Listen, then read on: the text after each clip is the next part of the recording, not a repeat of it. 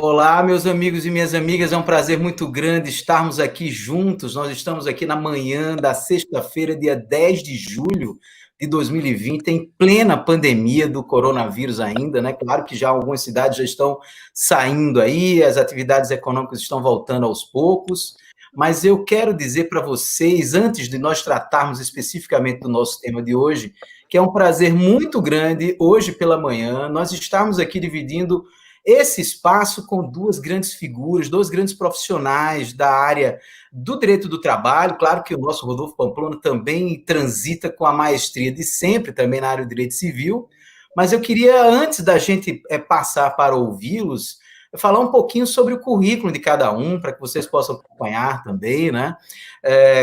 Carolina Tupinambá é mestre em Direito Processual Civil pela UERJ, é doutor em Direito Processual Civil pela UERJ, em Direito do Trabalho pela USP, lá em São Paulo, é pós-doutor em Direitos Humanos pela Universidade de Coimbra, e é professora adjunta de Direito Processual e Prática Trabalhista da UERJ e também professora assistente de Direito do Trabalho da Unirio, no Rio de Janeiro. Né? A Carol também é uma das grandes advogadas, uma das mais competentes advogadas trabalhistas do Brasil, tem sede no Rio de Janeiro, escritório, e claro que é um prazer muito grande, Carol, ter você aqui conosco hoje pela manhã. Né?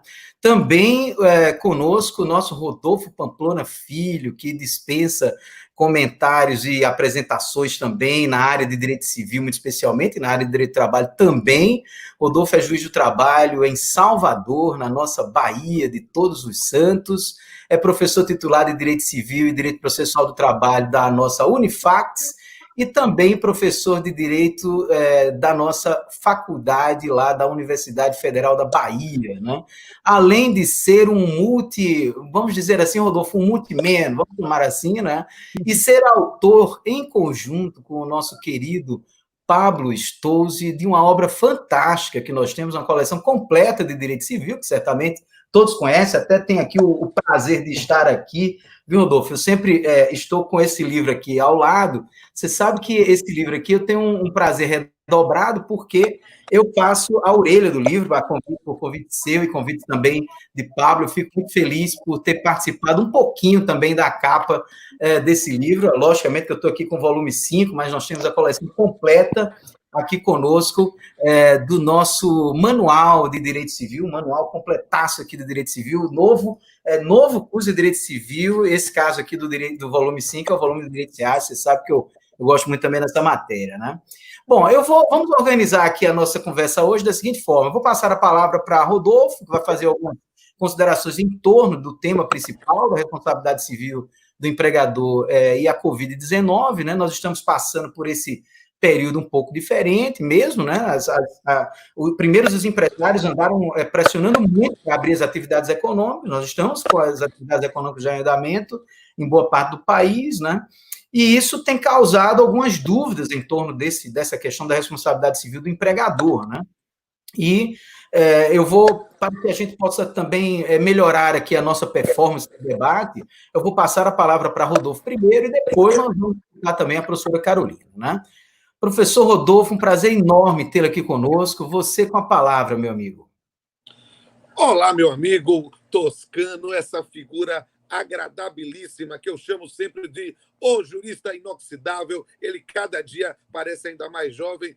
Quando ele começou, ele parecia que tinha a minha idade. Hoje parece que ele é meu filho. E é uma figura raríssima e, sem sombra de dúvida, que encanta toda vez que eu trago Toscano para alguma aula nos meus cursos de pós-graduação em Direito Civil, seja lá da Faculdade Brasileira de Direito, seja no próprio SES. Os alunos ficam encantados e é para mim um prazer estar mais uma vez aqui sob a sua liderança e mais ainda com essa musa encantadora que é a Carol Tupinambá, uma figura raríssima, alto astral, que não tem papa na língua. Eu adoro conversar com ela e agora mais ainda que estou sabendo que ela está apaixonada por também e apaixonadíssima reciprocamente por um grande amigo meu, que é o Felipe Bernardes. Então já estou anunciando em primeiro plano para o mundo este novo casal jurídico e dizer que eu estou muito feliz em bater esse papo aqui com vocês. E quero conversar aqui especificamente, né? Na verdade, fazer alguns pontos de um lugar de fala que é muito próprio meu. Né? Eu confesso que eu tenho muito orgulho de dizer isso, que é o tema da responsabilidade civil do empregador. Na verdade, quando nós lançamos lá o primeiro volume do meu livro com o Pablo, já no dia distante ano de 2002, né, quando estávamos ainda começando a nossa coleção, ainda na vacácio legis do Código Civil de 2002, eu escrevi alguns textos que depois incorporamos no volume 3 do livro, que é a parte de responsabilidade civil, sobre responsabilidade civil do empregador. E eu talvez tenha sido uma das primeiras pessoas, eu acho que eu vi o primeiro, mas por cautela vou dizer, uma das primeiras pessoas que defendeu a possibilidade de aplicação nas relações de trabalho do parágrafo único do artigo 927 do Código Civil. Né? E isso foi algo muito, assim, muito particular, algo que é da nossa história, eu e Pablo, uma coisa muito interessante, porque eu defendia isso e Pablo dizia, irmão, acho que você está sendo muito exagerado, não sei o quê. E aí a gente colocou isso no livro, mas aí Pablo teve questão de puxar uma nota de rodapé, dizendo que os autores defendiam no livro a possibilidade da responsabilidade civil objetiva, mas que intimamente Rodolfo tinha mais simpatia pelo objetivo e Pablo pela subjetiva. Só que o rodapé está lá até hoje, mesmo tantos anos depois. E o que é que eu disse na época? Que quando verificarmos uma hipótese de um risco acentuado, era possível haver uma caracterização de uma responsabilidade civil objetiva do empregador.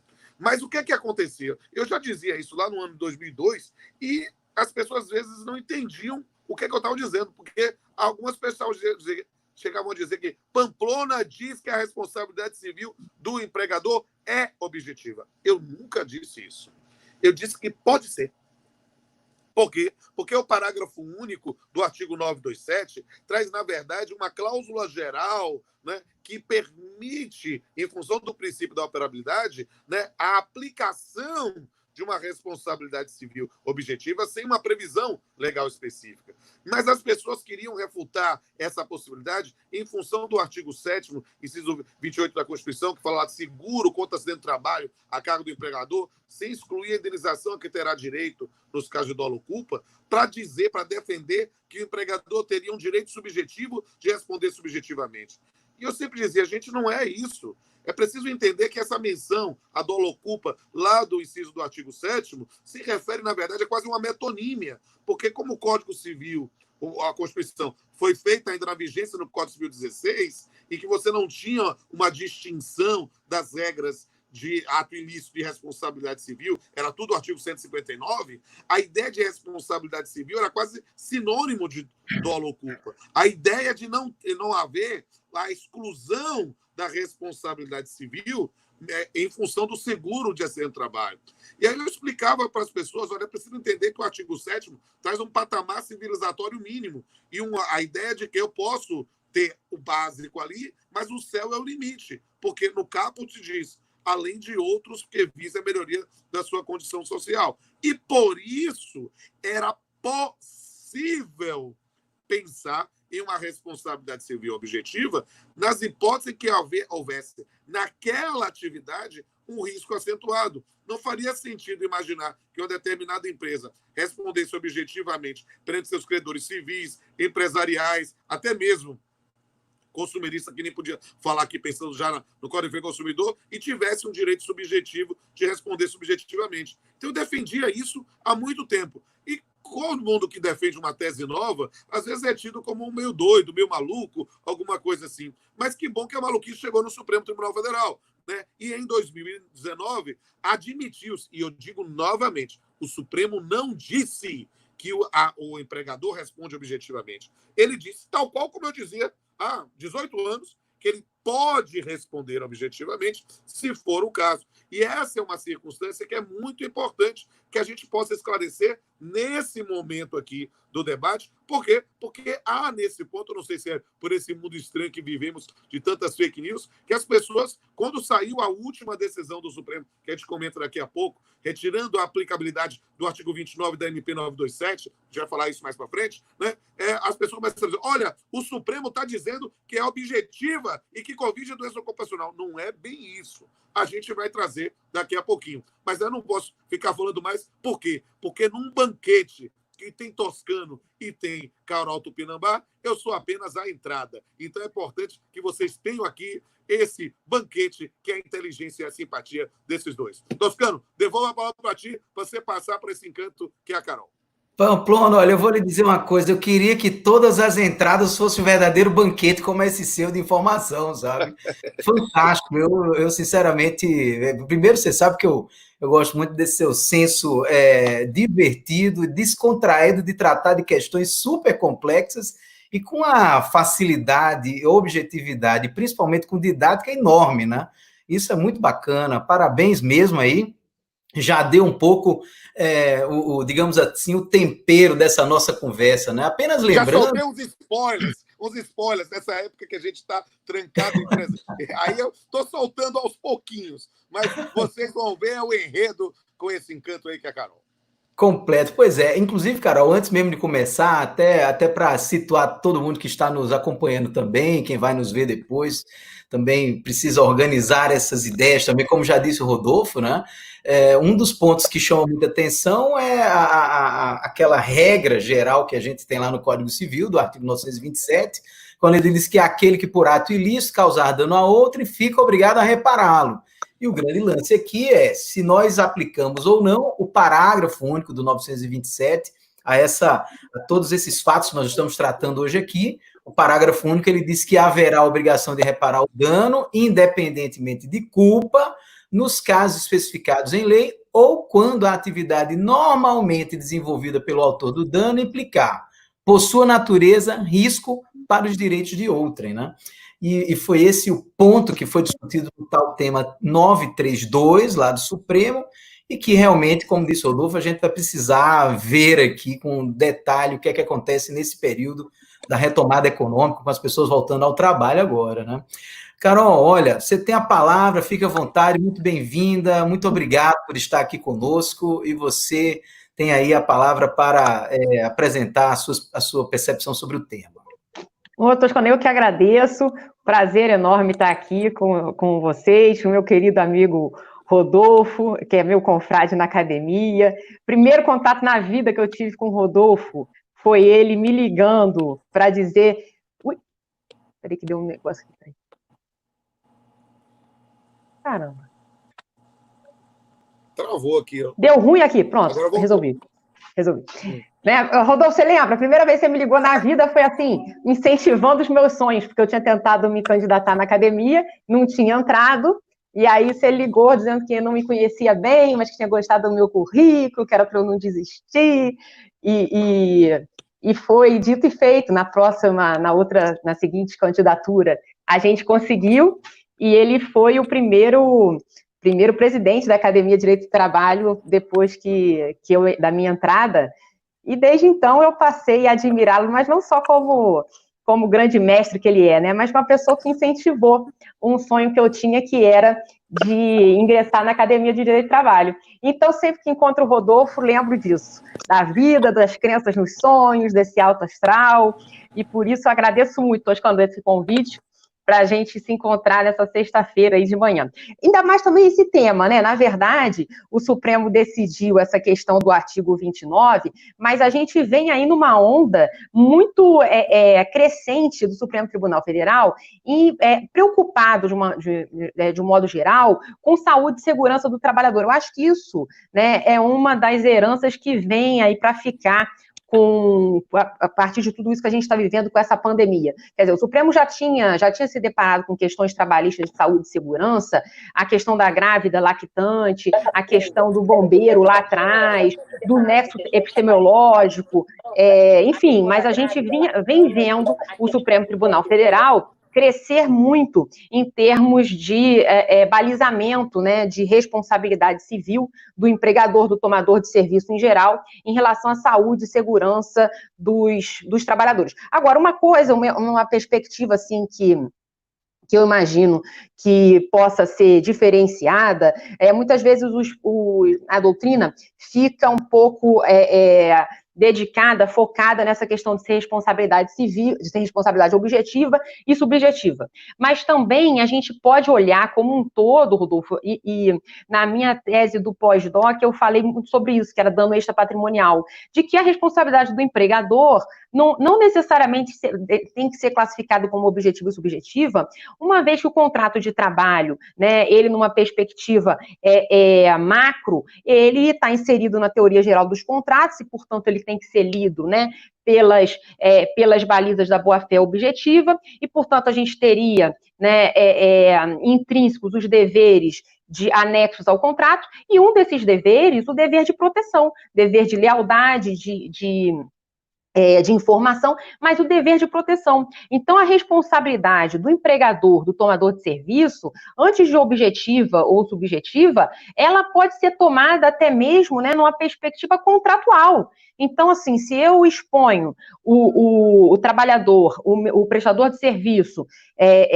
a algum risco iminente, me parece que não precisaria nem ir tão fundo a ponto de investigar os elementos da responsabilidade civil, nexo causal aliás, a culpa ou o dolo especificamente. Mas aquela coisa mais de bateu, levou, ou seja, não houve o dever de proteção foi violado, isso implicaria imediata responsabilidade do empregador. Eu acho que, no meu modo de ver, é meio que por aí. Anteontem, né, a gente teve aí uma dica interessante, que foi anteontem não, hoje é dia 10, já até me perdi, foi ontem, né, Diego? Não sei. Aquela leizinha falando das atividades, a lei 14.023. E aí ela traz algumas atividades que vão ser tidas como atividades mais relevantes nesse momento de contenção da pandemia. E aí vai falar, quer ver? Tá ela aqui, ó. Primeiro, né, os médicos e os enfermeiros, mas vai falar também do pessoal de agentes de fiscalização, de brigadistas, cuidadores, médicos, veterinários, que veterinária, esses pet shops foram um dos primeiros também a ter autorização de abrir, nem sequer fechar alguns junto com os supermercados, né, os pet shops e tudo mais. Então, assim, quando eu imagino que, no início, para a gente imaginar qual seria uma atividade já potencialmente arriscada num cenário de pandemia, a gente teria que fazer um esforço maior, e aí tem um trabalho muito interessante da OSHA, né, norte-americana, fazendo uma classificação de atividade de risco, risco grave, risco gravíssimo, um risco mais suportável. Nessa classificação, a gente já pegava uma dica boa, ou seja, de cenários em que a responsabilidade dependeria de investigação de dolo de culpa, e outros cenários em que essa responsabilidade já se daria em um modelo de responsabilidade objetiva. Mas, agora, indo além, e não teria problema nenhum, porque o artigo 8º da CLT, ele legitima o direito comparado como fonte de direito do trabalho e tudo mais, mas ainda assim, para tornar ainda mais claro e evidente essa relação direta e as atividades que me parecem que vão ensejar ou essa responsabilidade do bateu, levou, né, essa responsabilidade contratual, digamos assim, por violação do dever de proteção, ou mesmo a responsabilidade objetiva, com essa presunção, né, de dolo ou culpa a partir da decisão do tema 932 do Supremo, que é essa lei, o pessoal que está listado na lei 14.023.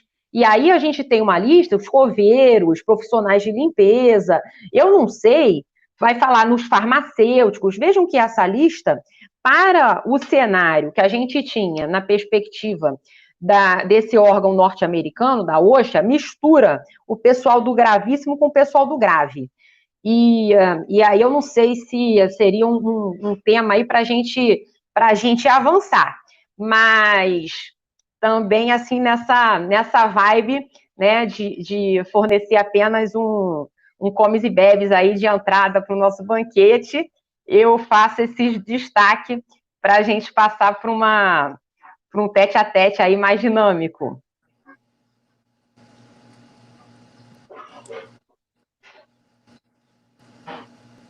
O meu som tá ruim.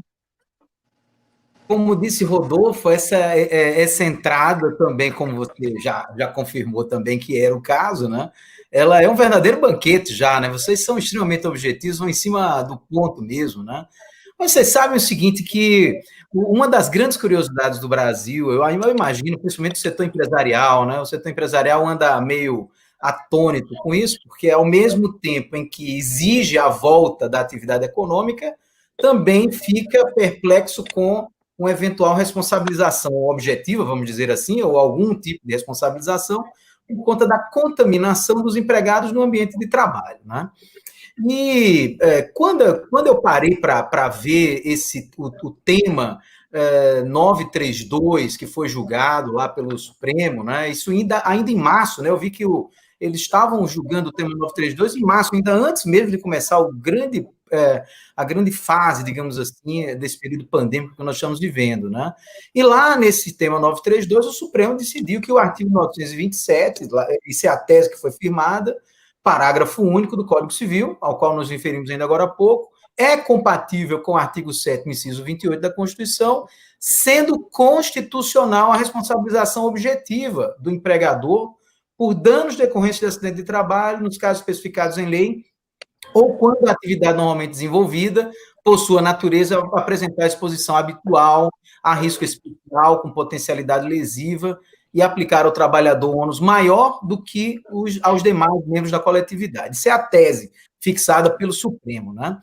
Carol, olha, eu vou lhe ser bem sincero, eu adorei essa posição que você levantou, de trazer a discussão da boa-fé objetiva para o contrato de trabalho, e muito especialmente nesse viés do dever de proteção, né?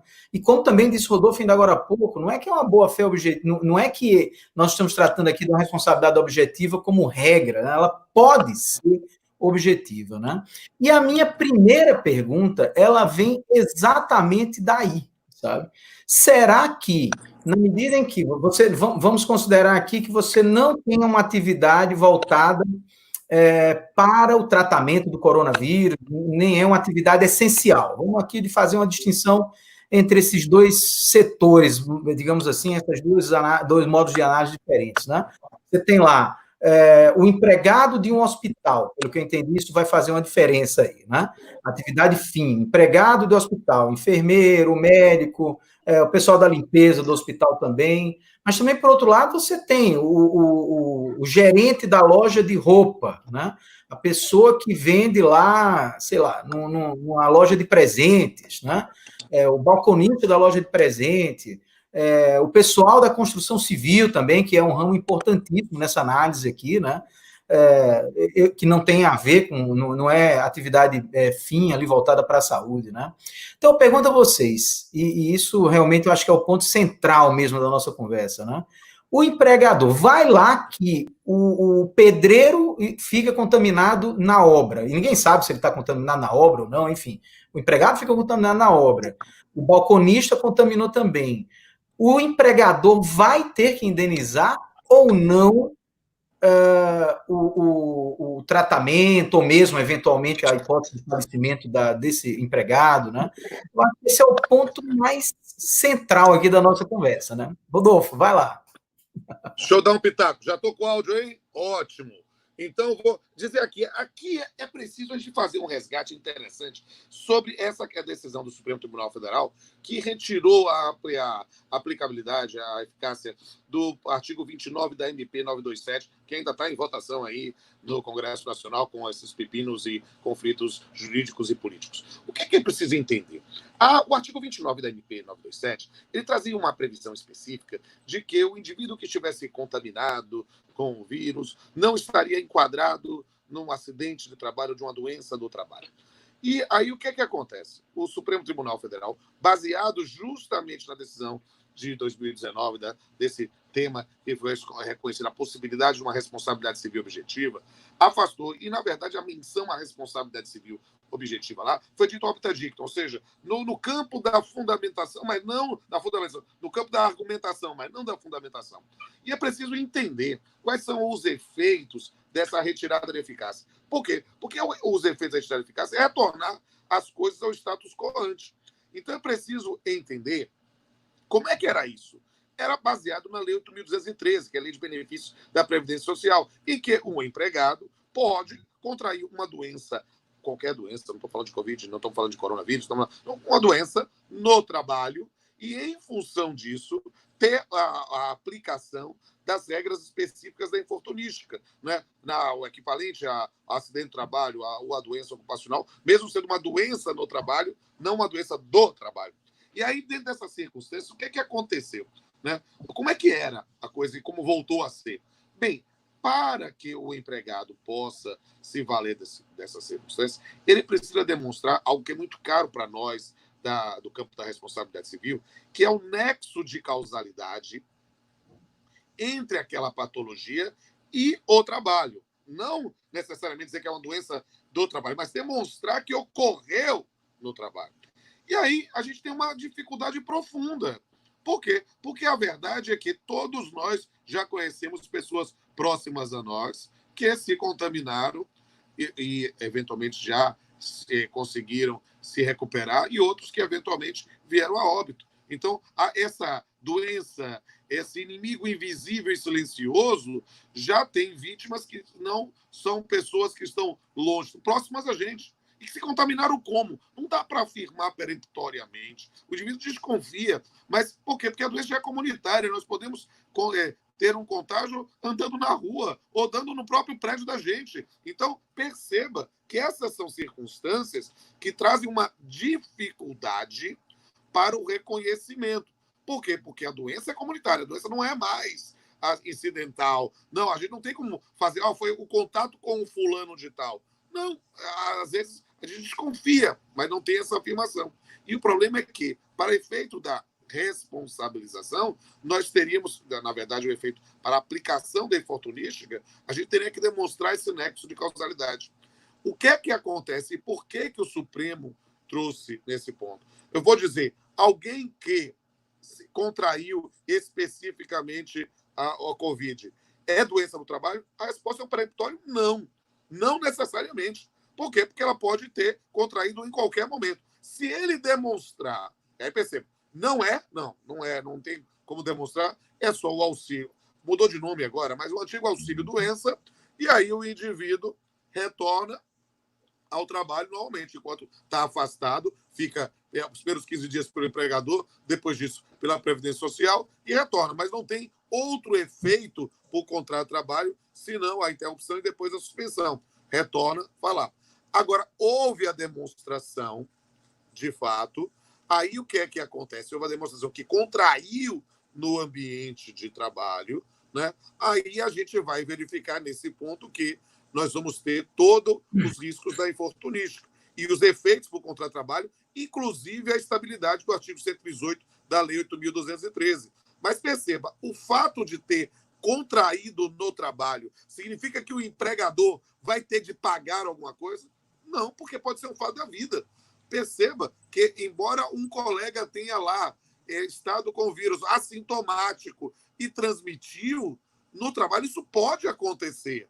Pode acontecer. Mas o empregador tinha como evitar necessariamente. Aí o elemento de dolo ou culpa é importante. Por quê? Porque nós podemos nos contaminar simplesmente encontrando com uma pessoa que era das nossas relações e não apresentava sintomas. Então, perceba como é complexo nesse ponto a responsabilização. Perceba, você pode demonstrar que esteve no ambiente de trabalho, que contraiu no ambiente de trabalho e vai ter o efeito no contrato de trabalho. Mas o empregador vai ter que pagar alguma indenização por causa disso? Só se ele agiu com dolo ou culpa. Qual é a situação que vai aplicar o tema? E aí a Carol, com essa simpatia e inteligência que ela tem, pode pensar uma referência às atividades descritas lá na Lei 14.032, né, que modificou a lei da pandemia, né, que é a 13.979.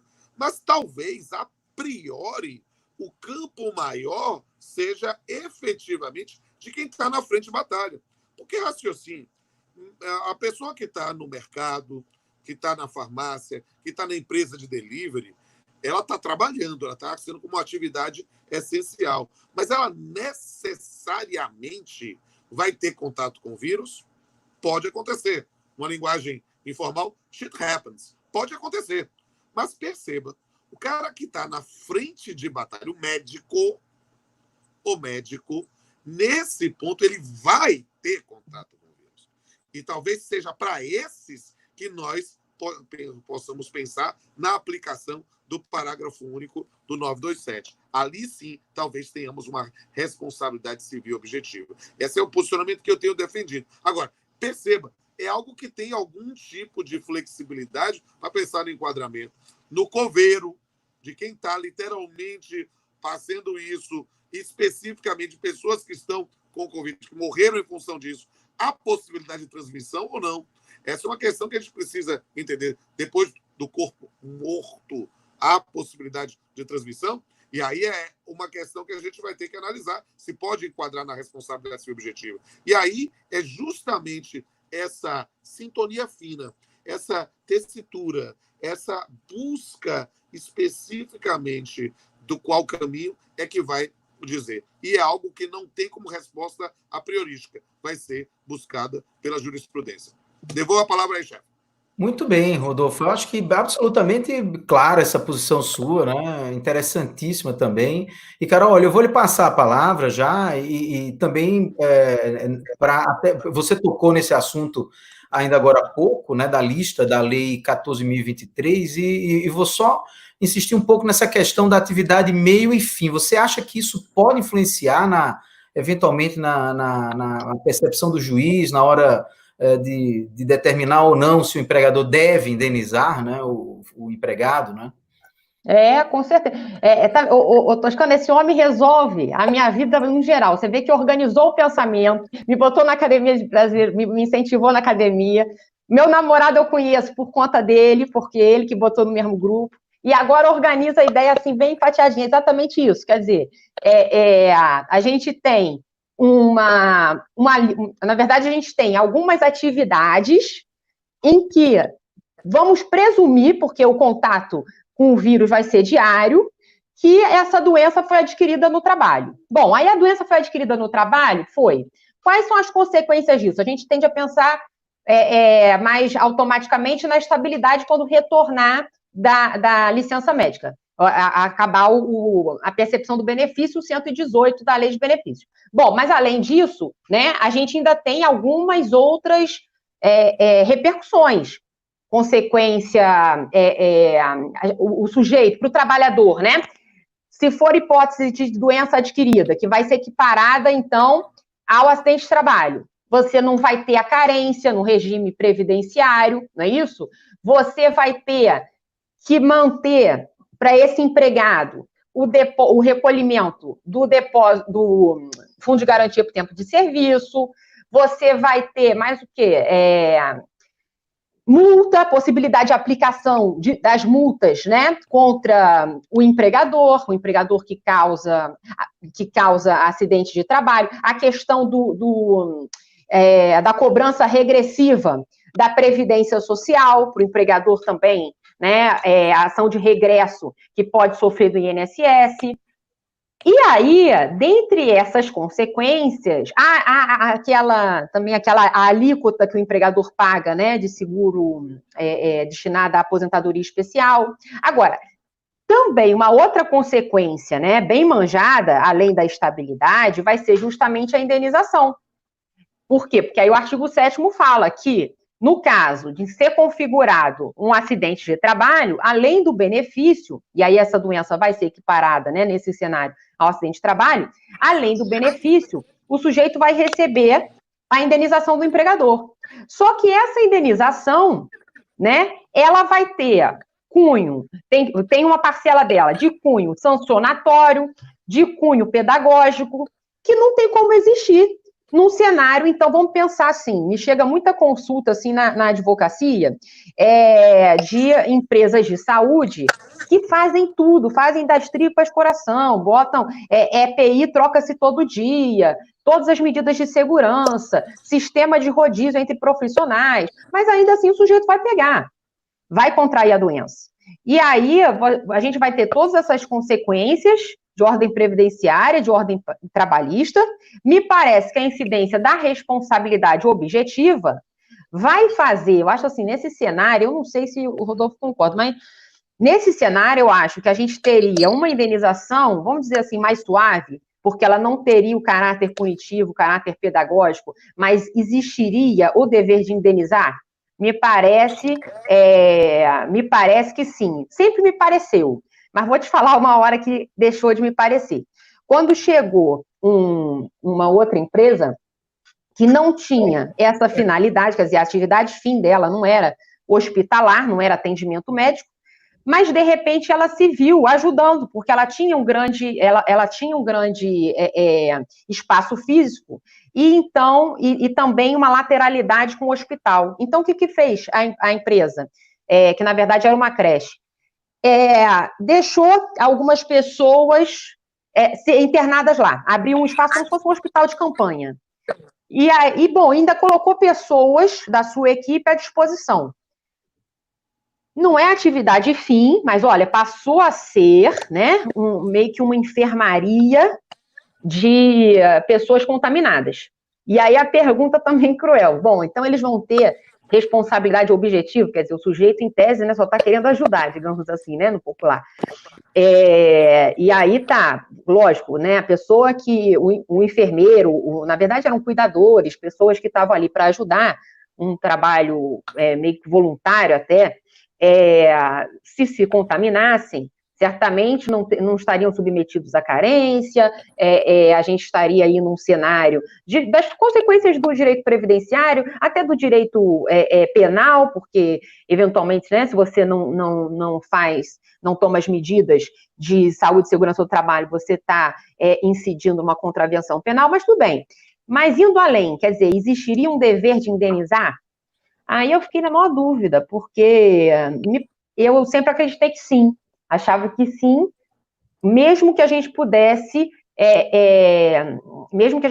fazer um desconto em relação a esse viés pedagógico, a esse viés punitivo. Mas nesse caso, eu falei, bom, sinceramente, talvez nem dever de indenizar tenha. Mas estava na linha de frente? Estava.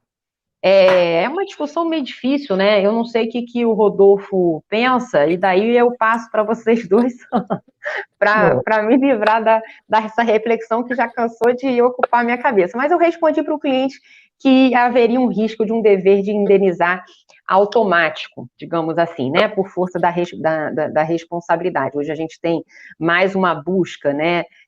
Por quem pode indenizar, por quem pode reparar, do que por culpados. Não sei se isso está certo ou está errado, mas é uma vibe que eu percebo que talvez possa estar muito associada ao princípio da solidariedade. Então, ao mesmo tempo que existem aí as suas mazelas, esse tipo de teoria, né, de você buscar quem passa na linha de frente para colocar um dever de indenizar aí de um agente que eventualmente esteja atuando em completa boa-fé, e até para além dos seus deveres sociais. Eu não sei o que vocês pensam. Muito bem, Carol, esse é um tema realmente complexo, e Rodolfo, eu não sei se você também percebe, eu também não sei se Carol está acompanhando isso também lá no caso do direito civil, e muito especialmente lá nos contratos, e ainda mais especialmente nos contratos de locação. Nós estamos passando por uma dificuldade grande, que foi trazido mesmo pela própria época da pandemia, que é tentar objetivar mais algumas circunstâncias que podem ajudar os magistrados a aplicar a regra específica, enfim, a norma específica para o caso. Eu noto que vocês transitam pela mesma linha de raciocínio, né? E são linhas de raciocínio que são fáticas, que você precisa do fato, né? Você veja o que esse exemplo que a Carol acabou de trazer, né? Esse da creche é muito interessante, e também o Rodolfo já tinha dito antes, né? Disse, olha, como é que é isso? O que é que aconteceu mesmo? Tem que analisar o fato em si para dizer que se eu vou responsabilizar ou não o empregador, né?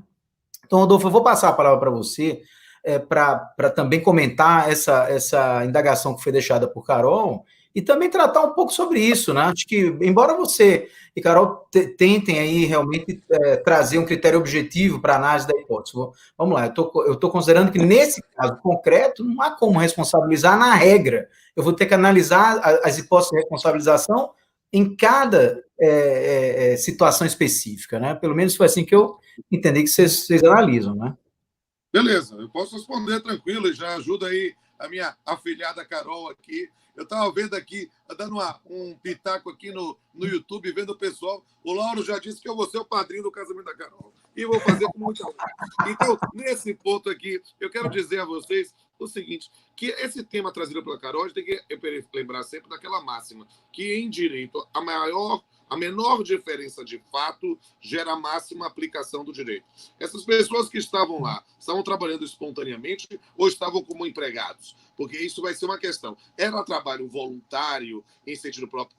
O nosso confrade Luciano Martinez nem gosta de usar a expressão trabalho voluntário. Era atividade voluntária ou não? Porque isso pode gerar uma diferença, porque se o indivíduo não está lá assim como empregador, mas sim como preponente para pensar e ele está lá como preposto, a situação jurídica pode ser diferenciada. E isso a gente vai ter que levar em consideração. Partindo, porém, que se trata de atividade em que há uma relação de emprego, ainda que enquadrado naquela figura lá do empregador por equiparação de atividades de entidades filantrópicas ou algo do gênero, né, nós temos que pensar se há aí algum tipo de atividade econômica para pensar no parágrafo 1 do 927, né? E aí trazer esse dado. Se, vírgula, porém, a atividade econômica, mas ainda na verdade, no campo de uma colaboração aos esforços do poder público para poder combater a pandemia, aí a gente tem que pensar, a priori, há um risco, sim, há a possibilidade do parágrafo do 927. Mas a ideia do parágrafo do 927, e as pessoas precisam entender bem isso, e aí é o professor de Direito Civil falando, há uma diferença, e o ministro Paulo de Tarso Sanseverino, lá do STJ, constrói isso muito bem, o que ele chama de método bifásico da responsabilidade civil. Uma coisa é a responsabilização. O parágrafo único do 927 é a responsabilização. Agora, o valor da indenização, na responsabilização, pode-se abstrair o elemento anímico culpa. Mas, na indenização, ele pode voltar. E é só perceber, por exemplo, um dos dispositivos mais criticados do Código Civil de 2002, que é o parágrafo único do artigo 944, que fala lá, se houver excessiva desproporção entre a gravidade da culpa e o dano, poderá o juiz reduzir equitativamente a indenização. No começo, as pessoas queriam dizer, não, isso só aplica para a responsabilidade civil subjetiva. Chegaram a fazer lá um enunciado no Conselho da Justiça Federal, né, na Jornada de Direito Civil, mas que isso fizeram na primeira, na quarta jornada já revogaram. Porque é óbvio que essa pressão não se limita à responsabilidade civil subjetiva. Por quê? Porque a responsabilidade civil objetiva é para afastar o elemento acidental culpa, o dolo naturalmente, né, no campo da responsabilização em função de um risco acentuado. Isso não quer dizer que não possa servir, sim, para efeito de quantificação. E acho que aí eu dou mais uma ajudinha para minha afilhada Carol nessa reflexão sobre esse tema. Muito bem, eu estava vendo aqui, realmente, Lauro deixou essa observação, viu? Bom, já tem até um ótimo padrinho para o futuro casório, já está aqui registrado no nosso YouTube, viu? Mas olha, eu acho que vocês foram absolutamente objetivos nessa etapa, digamos assim, que é importantíssima. Deixa aqui que eu não sou cofre, eu solto logo a resenha aqui, o Lauro de Campos está falando aqui no YouTube, aqui, quer conhecer? Você deve conhecer, Lauro, o namorado da Carol é um cara super conhecido, magistrado, professor, escritor, é o Felipe Bernardes, é autor de um livro de processo de trabalho excelente que eu já recomendei. Confira lá, já vão conhecer esse novo casal jurídico. Eu adoro ser copido.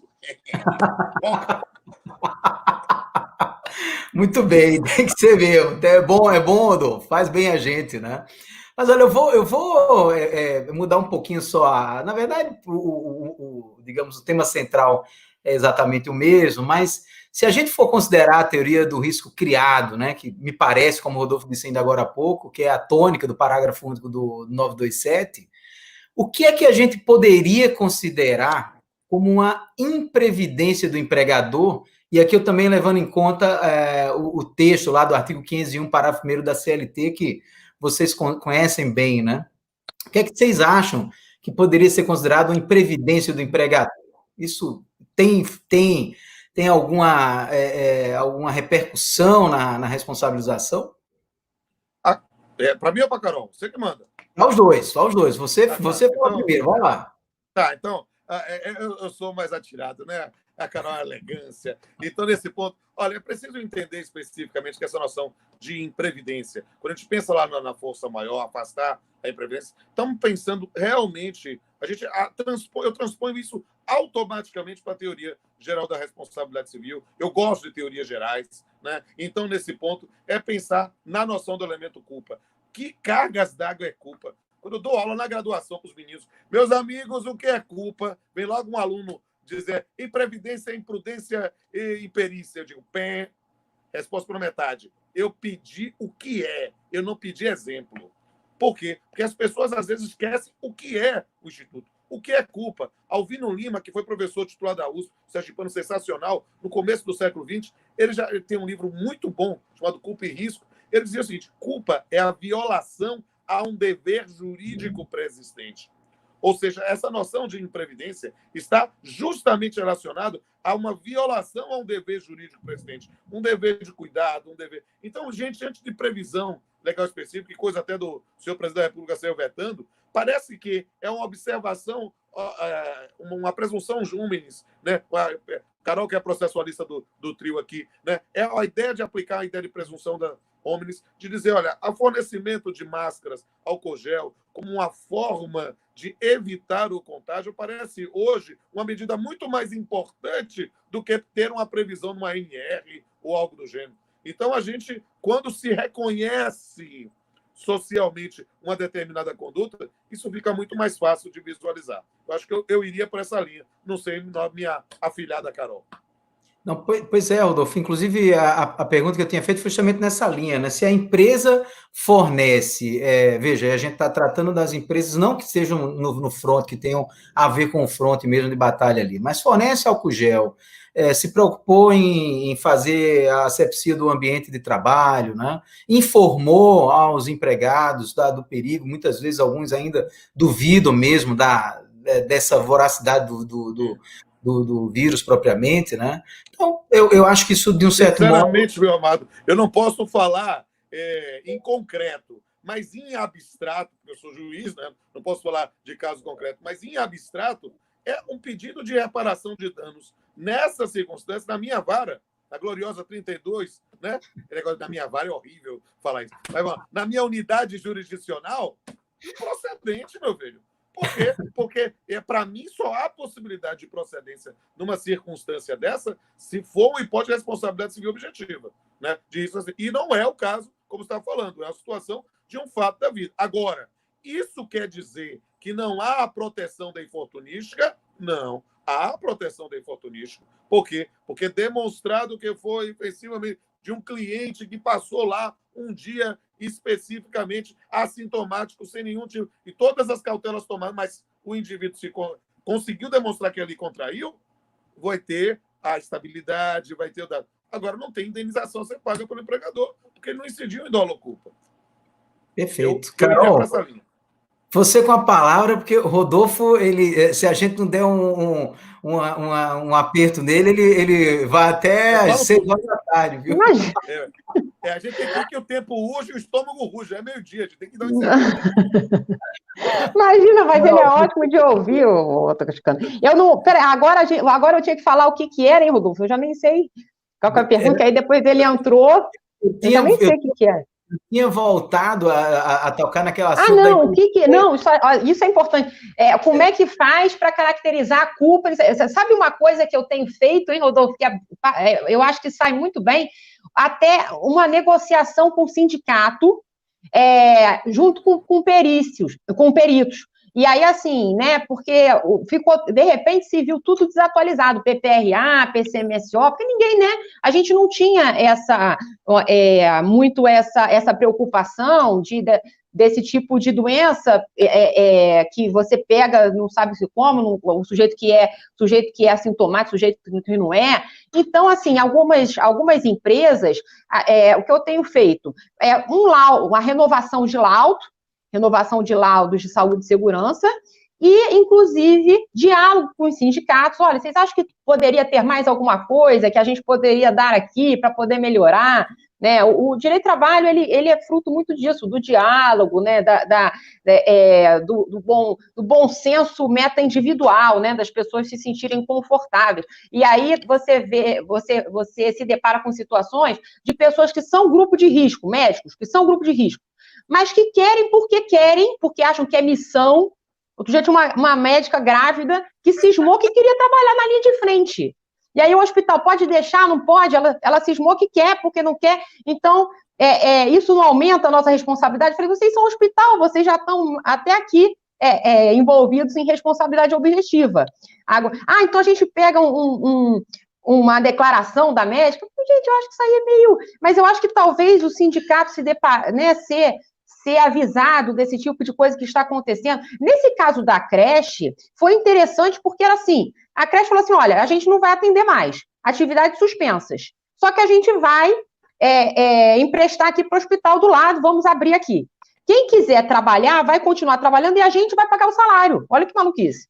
Então, muita gente ficou, sabe-se lá porque era bonzinho, ou sabe-se lá porque estava precisando de dinheiro, né? Porque o resto também teve o contrato de trabalho suspenso, e quem ficou... Mas também, se você colocasse na ponta do lápis, o dinheiro que as pessoas... Os salários não eram muito altos, e aí meio que equiparava, né, o benefício da suspensão do contratual com quem estava lá. Então, por isso que eu falei assim, é meio que um trabalho, uma atividade meio que voluntária, mas, sei lá, tem cada coisa desse que está acontecendo que é muito rico, né, o cenário, né, Toscana, assim, são muitas hipóteses, mas eu acho que essa distinção da caracterização da culpa, ela sendo fruto aí de um diálogo com o sindicato, eu acho que vai bem, porque a gente se deparou, ninguém tinha código a gente tinha código de conduta, código de ética, código não sei o quê, mas veja, código sanitário para uma empresa, né, onde é que tem que deixar esse tipo, e agora está tendo muito essa procura de ISOs da vida, que tenham a ver com saúde em termos de pandemia, né? Então, isso aí também é um elemento, é uma dica boa para investigação sobre o elemento culpa. Eu já estou vendo ali que Rodolfo... Deixa eu só dar um pitaco aqui com a minha... Orgulhoso claro. Aqui da minha afilhada, porque aí ela fez essa cara de menina, né? Fala mansa, fala tranquila, mas aí falou a advogada que tem experiência no campo da negociação coletiva.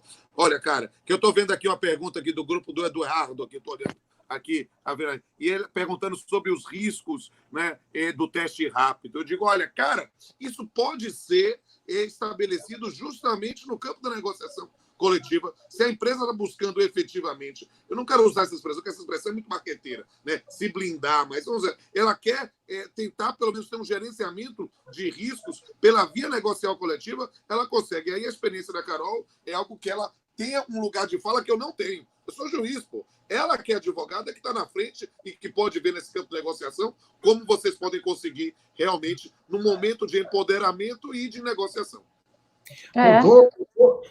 Oi, Carol, vai lá, Carol. Não, porque os sindicatos, né, eles têm um papel muito relevante nisso aí, o pessoal fica muito fechado no negócio, se vai ter suspensão, acordo, liminar de Lewandowski, decisão do Supremo, mas tem aí um espectro muito maior de possibilidade de participação do sindicato para resgatar a segurança jurídica nessas relações. Agora, com o retorno, né, muita gente se vendo aí, muitas doenças também psicológicas, né? As pessoas estão há 3 meses em casa e umas estão doidas para voltar, outras acham que se botar o pé do lado de fora vão morrer daqui a 15 minutos.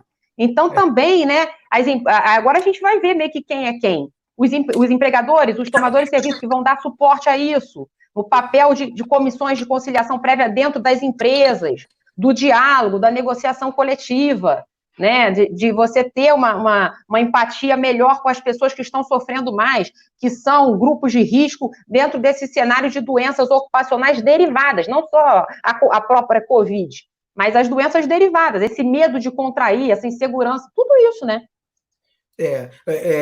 Carol e Rodolfo, parece que o Rodolfo caiu aí, mas, Carol, acho que aconteceu alguma coisa aí com a conexão dele, mas enquanto ele volta, eu estava vendo aqui na pergunta mesmo do próprio Eduardo Oliveira, que ainda agora há pouco fez essa menção que o Rodolfo também levantou, será que a empresa pode obrigar o empregado a fazer o teste rápido?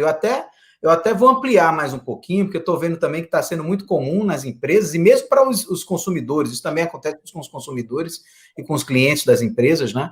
Será que a gente pode fazer o teste também, aquele testezinho lá do termômetro para fazer a medição da temperatura da pessoa, né? A gente pode fazer isso? Será que isso geraria um constrangimento e passível de eventual indenização até por dano patrimonial, né? O que é que você acha sobre isso? De forçar o empregado a fazer o exame e mesmo forçar a fazer o teste de temperatura, que não deixa de ser digamos assim, um balizamento importante para saber se a pessoa está ou não contaminada, né? Eu tenho respondido que sim, que pode fazer. E com base naquela primeira lei, como é que é? 13.000, deixa eu ver, 13.979. Aquela lei que fala, né, que dispõe sobre as medidas de enfrentamento, de emergência, que fala lá que o Estado não sei o quê, ela fala, em algum momento, ela define isolamento, define quarentena, e fala que para o enfrentamento da emergência, vejam, a autoridade, as empresas poderão adotar as seguintes medidas. Exames médicos. Eu acho que a gente está num momento em que, né, o direito coletivo prevalece sobre o individual. Né? O interesse coletivo prevalece sobre o interesse individual. Ah, voltaste. Eu voltei. Porque aqui é meu lugar. Você chegou a pegar o que a gente estava falando? Que era esse negócio, se o povo pode ou não pode obrigar o empregado a fazer teste de Covid, não sei o quê. Eu tenho falado que pode, porque aquela primeira lei lá do 13.797 falava lá que fala de isolamento. Ué, foi embora de novo. Que fala do isolamento, e fala da quarentena, ela autoriza. Essa lei autoriza, porque a gente está nesse momento de prevalência do interesse coletivo sobre o individual. Então, acho que esse papo de, não, vou ficar constrangido, não sei o que, eu acho que agora não é o momento, não. A gente está, né, diante de uma pandemia, né, com uma coisa jamais vista, uma repercussão global, planetária, absurda. Então, me parece que o direito individual, né, a privacidade, a intimidade, eu acho que ele não se cria em face disso tudo, não. Eu acho que os empregadores podem tomar essas medidas. Justamente essa dicotomia entre o interesse coletivo e individual, cara, eu acho que é onde está o grande lance mesmo dessa circunstância aí, né? Rodolfo, você tem alguma opinião em sentido contrário ou é isso mesmo? Eu tenho uma opinião, na verdade, mas eu concordo com a Carol, não é contrário, não. Na verdade, eu apenas vou trazer. A empresa não pode, mano militar, exigir que o empregado faça, mas pode sancioná-lo. Eu digo, se você não quer fazer, não quer trabalhar, eu vou colocá-lo à disposição. Pode pensar nesse campo, ou pensar na suspensão, no banco de horas, ou alguma forma. Eu prefiro pensar no banco de horas pela MP 927 e aí, nesse ponto, colocar nessa circunstância que pode ser feita de forma unilateral. Por quê? Porque, a priori, nós estamos aqui pensando também na preservação da saúde de todos. Então, é claro que nenhum tipo de exame invasivo é complicado. E aí, complemento lá a pergunta. Olha, você vai fazer o CEPAP? Eu já fiz 2 vezes. O negócio que enfia o dedo, enfia a cotonete aqui na garganta, é muito desagradável. Entende? E aí, perceba, há pessoas que têm determinadas agonias nesse ponto, mas um teste rápido, alguma outra forma que não seja invasiva, eu acho que pode estar no campo do poder diretivo, sim. Muito bem. Bom, o papo bom passa rápido, né? Nós já vamos aqui agora exatamente com 58 minutos com nossa conversa aqui em andamento. E olha, Rodolfo, eu vou lhe pedir um favor, porque eu acho que a comunidade jurídica brasileira precisa conhecer um verdadeiro tesouro que você tem aí com você. E, Carol, eu vou pedir autorização a você para que o Rodolfo possa apresentar para a gente um pouco dessa biblioteca fantástica que ele tem aí. Mas ele esconde. Esse toscano não preserva a minha intimidade, olha só. Só para vocês verem aqui. É que eu estou aqui, ó. Eu estou gravando dentro da minha biblioteca.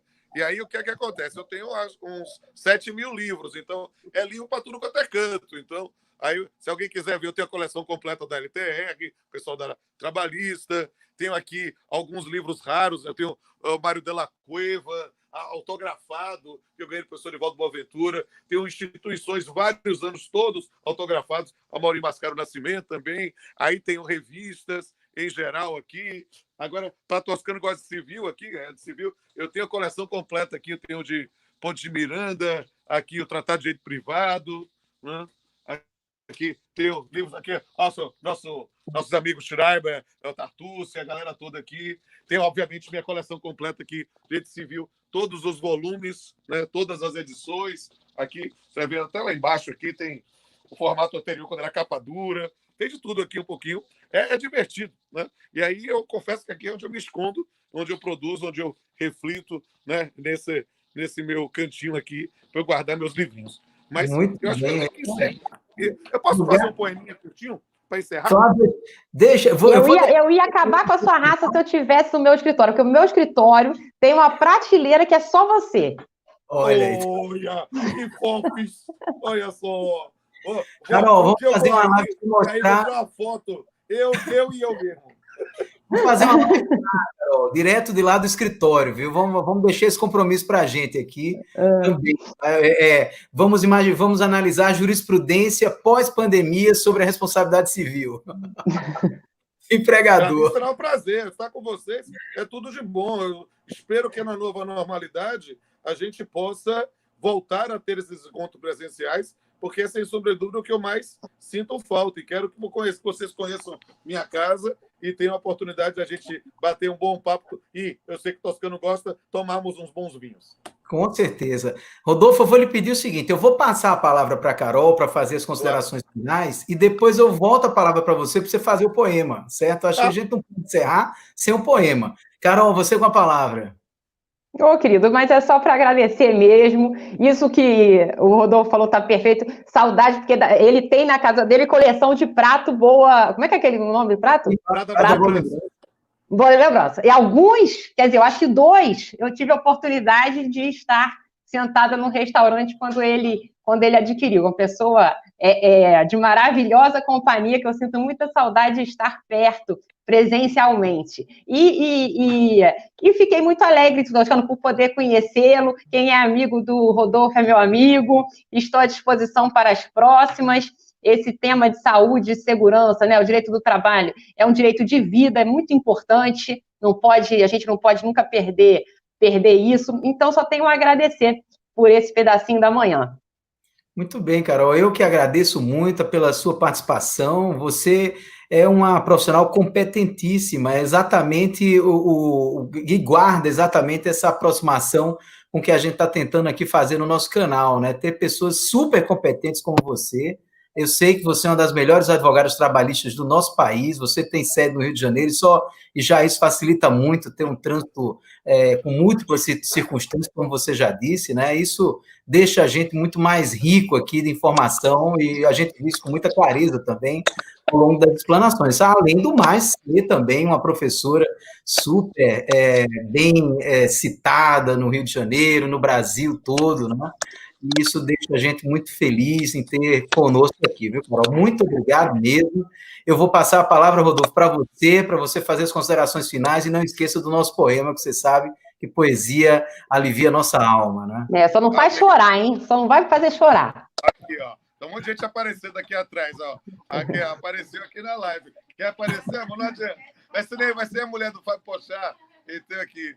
E aqui é interessante que chegaram aqui, eu tenho que sair agora, mas dizer que é um prazer. Estar com você, Toscano, estar com você, Carol, é um prazer enorme. Eu quero não estar somente virtualmente, mas presencialmente, assim que for possível. E eu gosto muito de conversar com vocês. São pessoas que trazem um astral maravilhoso para temas muito sérios, para temas muito complexos. E é nesse ponto, no campo da desigualdade, que a gente trabalha muitas vezes, né? A gente trabalha com coisas que mexem com a vida das pessoas. O direito do trabalho está muito relacionado a isso. A gente está tentando reconstruir soluções, né, que possam trazer um alento nesse campo, seja no campo da responsabilidade civil. A gente pensa em relação aos empregadores, a gente pensa em relação aos empregados, a gente pensa, na verdade, num enfrentamento dessa grande tempestade que a gente está vivendo. E aí eu preciso, talvez, falar um versinho ou uma pequena estrofe sobre desigualdade na pandemia. Enquanto uns estão em isolamento, outros continuam no movimento da eterna servidão, herança da escravidão, de estar na mesma tempestade e não no mesmo barco de verdade, em que a única coisa gritante é perceber em um só instante o que é desigualdade. Um beijo para vocês. Perfeito. Resume muito bem o momento que nós estamos vivendo. Perfeito, Rodolfo. E resume os números também que estão sendo apresentados sobre esse assunto aí que você levantou. Muito bacana mesmo, parabéns. Aliás, você, como sempre, tem essa inspiração. Vou mandar para você. Eu fiquei tão inspirado nos últimos dias que eu fiz 30 poemas sobre a pandemia. Vou fazer um livro chamado Poesia na Pandemia. Vou mandar para vocês. Manda para mim que nós vamos colocar aqui nessa nossa live. A gente já deixa aqui a poesia aqui, né? Vamos deixar ela aqui no YouTube também. Olha, Rodolfo, muitíssimo obrigado também para você, meu amigo. Você é uma pessoa assim realmente iluminada, assim como Carol também. Eu fico muito feliz em termos aqui sempre profissionais de extrema categoria, de extrema facilidade para explicar as circunstâncias difíceis das nossas vidas, né? E hoje o tema é árido, mas se vocês transformarem esse tema árido num tema muito agradável, no finalzinho de manhã de sexta-feira, muito agradável. Muito obrigado mesmo a você, obrigado, Carol, obrigado ao Tiago que está aqui na nossa técnica também nos acompanhando, e nos vemos na próxima com certeza. Um grande abraço, hein? Tchau, tchau. Um beijo a todos e todas. Eu vou embora, já entendi.